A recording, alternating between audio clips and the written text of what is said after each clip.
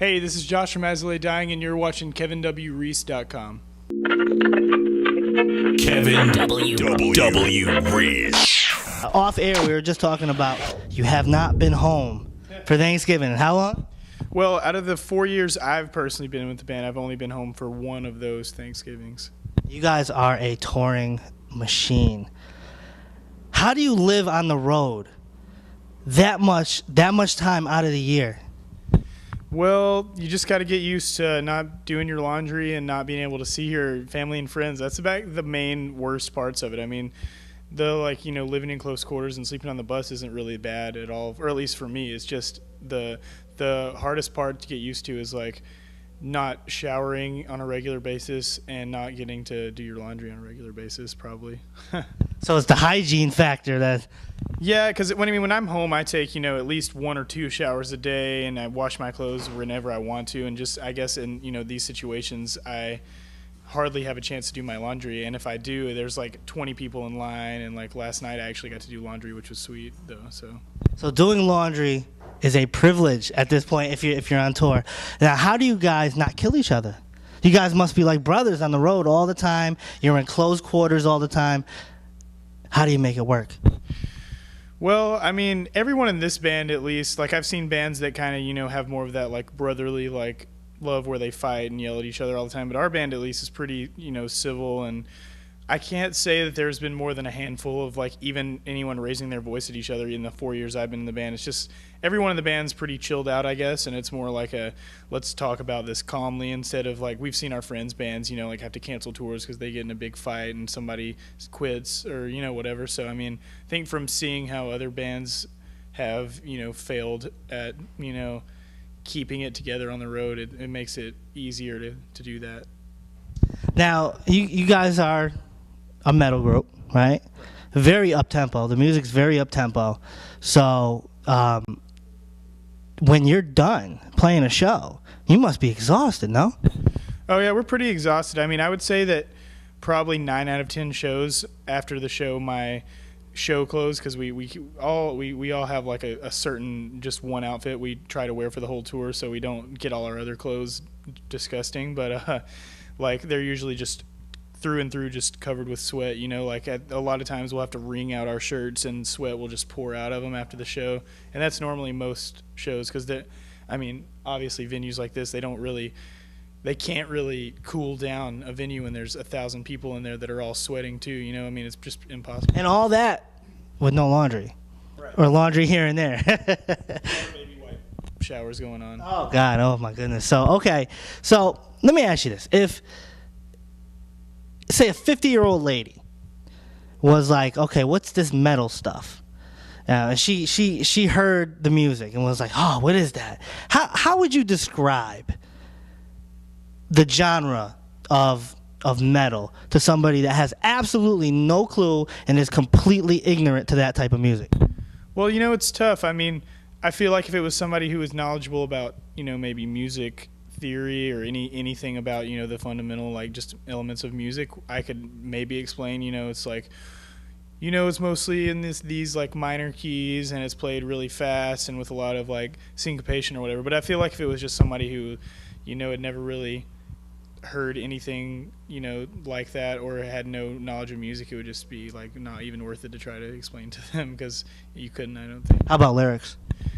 Our lyrics compared to some other metal bands' lyrics are, in a completely different, genre of like lyric style. So it's hard to like say if our lyrics, especially I can talk about the new album because I probably know like wasn't or not involved but was there as they were being written and asking Tim what they meant and stuff. And like a lot of the new record is focused on like social change and just the way people view like materialism and how the value people put into like having a lot of things instead of how people maybe if they put more value into having less things and simplicity, then they'd be able to help their neighbors and their families and friends more and stuff. But there's also metal bands that sing about like killing babies and like going on like crusades with swords and stuff. So it's really hard to do either one, I think.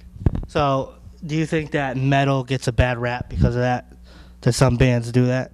Well, I mean, I don't think that metal would deserve a bad rap because some bands do that because, I mean, it's just like any other form of, expression, I guess. But I think people think that metal kind of gets, if you're a metal band, the lyrics are going to be about something evil or something dumb or like vampires or witches or, like whatever, like gets metal dudes stoked. Like, but I think that's kind of, especially nowadays, like bands are branching off and having a little bit more like varied content in the lyrics, at least.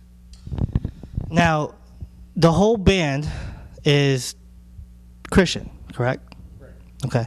So, do you feel like, because I've noticed that the band, the titles of the albums are somewhat spiritual and mysterious, I've also noticed that a lot of the artwork, has, skull and bones and that type of feel. Do you think that you guys do you ever get misjudged by people that are maybe of the Christian faith that look at you guys like, oh, you guys are Christian, and but you're doing A, B, and C, and you're doing metal music? Do you ever get misjudged?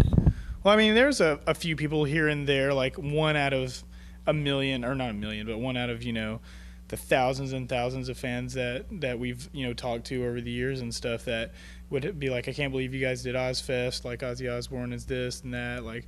But I mean, as far as like, nobody ever really complains about the artwork. I think it's almost reverse, like we almost, it's because people know that we're all Christians in the band that people will try to make lyrics that aren't spiritual and try to twist them into being spiritual, and that's like a lot on the new record. Like there's not even one song on that record that's even remotely like,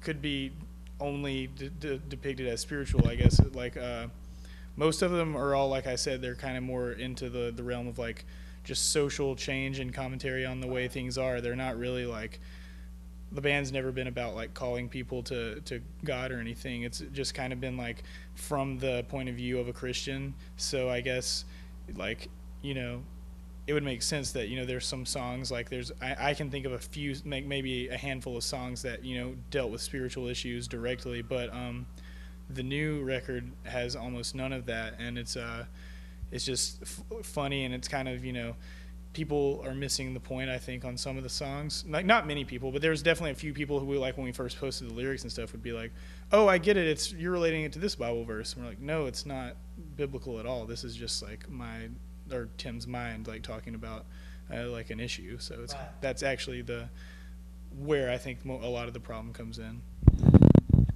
Being on the road so much, coolest and most, I shouldn't say coolest, let's go with most interesting person in music that you've ever met on the road. Most interesting person in music, probably Andrew W.K. Yeah. Why? I don't know, he's a mystery because I'm actually a huge fan of Andrew W.K, and we did this Golden God Awards for Revolver in LA, and it's like an award show for metal, and he was one of the hosts, and we shared a dressing room with him. And like, I'm a huge fan of his music, and like, he's always just like freaking out and just going nuts and like partying and all this stuff. But then he's a very just like chilled out, like articulate dude in the dressing room, like reading his lines and stuff. And it was just kind of weird. It's like, whoa, this is Andrew W.K, and I expect him to just be like, I don't know, chugging beers or doing something awesome right now, but he's just chilling. But I mean, it was still cool. Where can your fans go get the new album right now? I mean, pretty much anywhere. Best Buy, Walmart, any CD store, I'm pretty sure should have it. All right, go pick that up, and I appreciate the time, man. All right.